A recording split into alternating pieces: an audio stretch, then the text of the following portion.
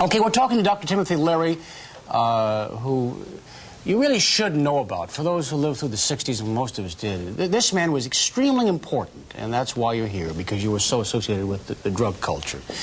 Let me also refresh your memory. 9 years ago, Art Linkletter's 21-year-old daughter, or rather 20-year-old daughter, Diane, took a fatal 6-story plunge to her death. You leaving, Dr. Leary? Why are you leaving? Why are you leaving? Seriously, you're not leaving. I want you to sit right here. I want you to sit down. You're not leaving. I want you to sit down. I'm under arrest. Oh, you're not under arrest. I want you to sit down. Art, can you hear me? Can you hear me, Art? Art Linkletter? Art, are you there? I want you to stay for a while. I want you to stay. I'm not sandbagging, but I want you to come to this in an intelligent way and not be funny. You're 60 years old, a grown man. Please sit down here. No one leaves this show. They answer the questions. Art Linkletter, can you hear me? Can you hear me, Art? Art Linkletter is in Columbus, Ohio. And I apologize, we're apparently having some phone problems. His 20-year-old daughter, as you know, plunged to her death, jumped out of a window. He claims that people who manufactured and sold LSD were responsible for her death. Do you think that's true? Well, later understood he admitted that she hadn't had LSD for several months before that.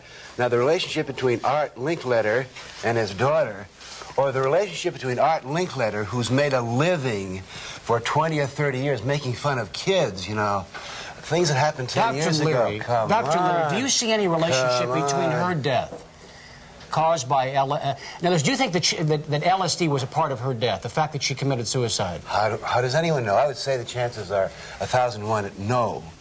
So but Art certainly made a lot of money and got on a lot of shows. He got himself into the Nixon White House. How many? Riding on the death of his daughter. Dr. Leary, how many? And I think that's ghoulish. How many LSD ghoulish trips? For people like Carol Burnett, whose ratings are going down. Let me ask Carol you this Burnett question. Do we have a phone call? her daughter. Art, can you hear me? Yes, I can hear you. I'm sorry we have technical problems. Dr. Timothy Leary is here. Let me ask you this question. I know that Diane died in 1970. What part did LSD play in this, in your judgment? It played a very vital part, and it caused her to become bewildered and agonized about life and take her own life. And in All right, I think it was you that caused her. Wait a minute. Dr. Leary? Your hypocrisy. All right, no, wait a minute. And you're riding it. You got to the Nixon White House, didn't you? Because you became on the basis of his daughter's death. No, wait a minute. He rides That's an outrage, Tim. That's ghoulish. Oh, stop. I will throw you off the show if you don't listen to these questions from me. Art, let me ask you this. Art Linkletter? Yes. I apologize to you. Would you take the microphone away from that idiot and let me talk for a minute? Yes, I will. Go ahead, Art. Tell us what you want to say. In subsequent investigations following her death, I have absolute definite proof that Diane had mentioned Dr. Leary as one of the reasons why she thought that there was nothing wrong with LSD and believed what he said when he said it was God's gift to young people. And I think that this man, Dr. Leary, I had hoped he would die. I had hoped he would be hung.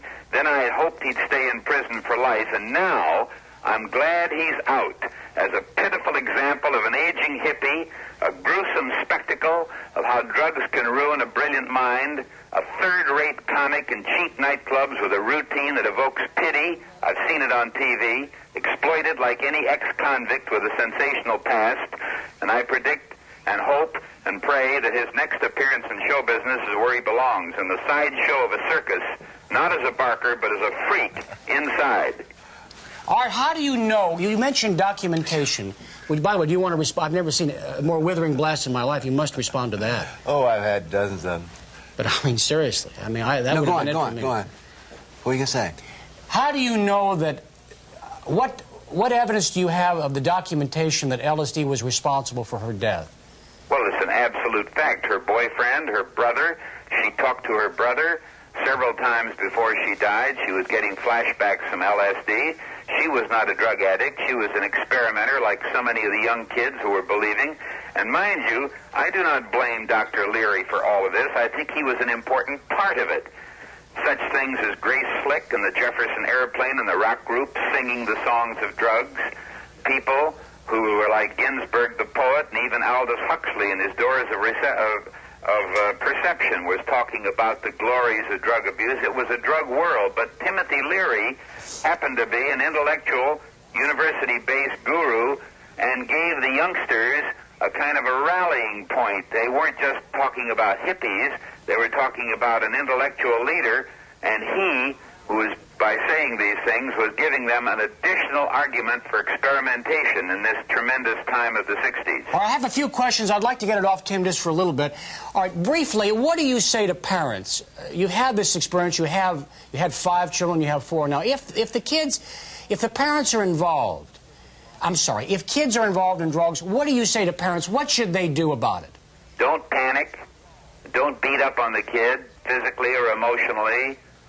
Don't rush off and call the cops, but rather develop an attitude of listening and patience and understanding. The first thing every parent should do is to learn something about drugs and stop making it an emotional hot button. Right. And I want to tell you a study of teenage kids who do not use drugs or booze. And we're always studying the kids who do, but let's look at the kids who don't.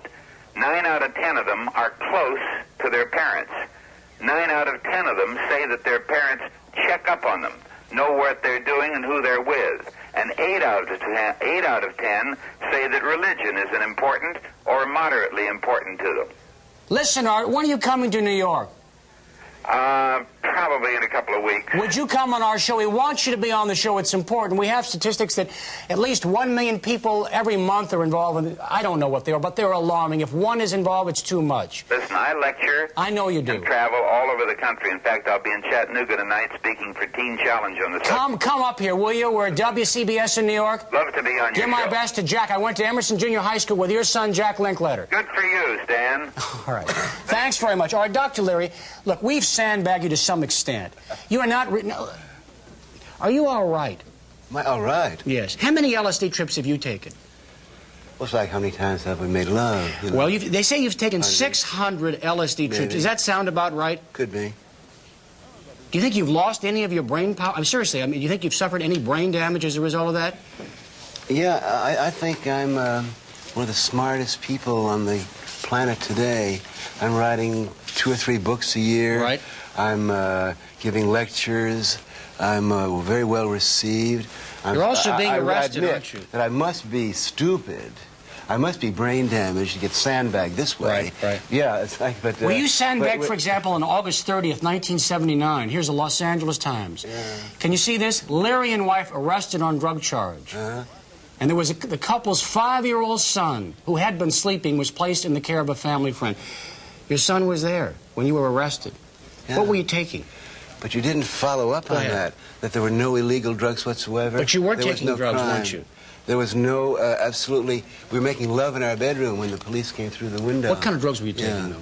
Legal drugs. What kind of drugs? Yeah. Legal drugs. What does that mean? Drugs you get from a prescription. Tell us one. Look in the camera. Tell us, what was the drug? Are we on the camera now? Yes, sir. Just focus on this camera. See, here's the situation. Go ahead.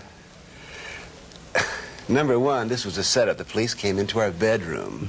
There were no illegal drugs there. Before this happened, I'd been on television saying that we don't take any illegal drugs to feel better or to increase our intelligence or to, become better lovers, but we do take legal drugs. Now, on the basis of this statement, we take legal drugs, the police busted in and arrested us. So now, in public, I say we don't take any illegal drugs to feel better or to get smarter. Why would you need it 59 years of age? Or we don't take any Tim, why would drugs. You need drugs anymore? Well, that's none of your business. No, it is my business. There happen to be 60 million people in this country who like to smoke marijuana, and it's none of your business or the business of the government to be Doesn't harassing society us. have the right to protect itself against people like you or against drug takers? Seriously. Go back to Iran. You're an ayatollah. What do you want to do, cut the heads off people who drink beer because you don't want to? All right. You have absolutely no right interfering in the business of what goes on with 45 million You're a people real who example of smoke marijuana. open-mindedness in this country. It's brought us, it's been a mixed bag, hasn't it? I think that maybe 1 hour a year, someone like me comes along and challenges the Judeo-Christian ethic. My main function is to reduce guilt to reduce fear and to encourage people to thumb your nose at authority. That's right. Now, 1 hour a year I do this, and am I sandbagged and you're set up and you've got Art Linkletter? You can't let my voice go out for half an hour. Excuse me, Doctor. A recovering drug addict from Odyssey House. See you after this time off. Yeah. Okay, now I'm going to quit. No, you're going to stay right here. I have a lot of things to talk about the future. Okay. I told you I want you to be on mic. Is he on mic here? There goes Dr. Leary.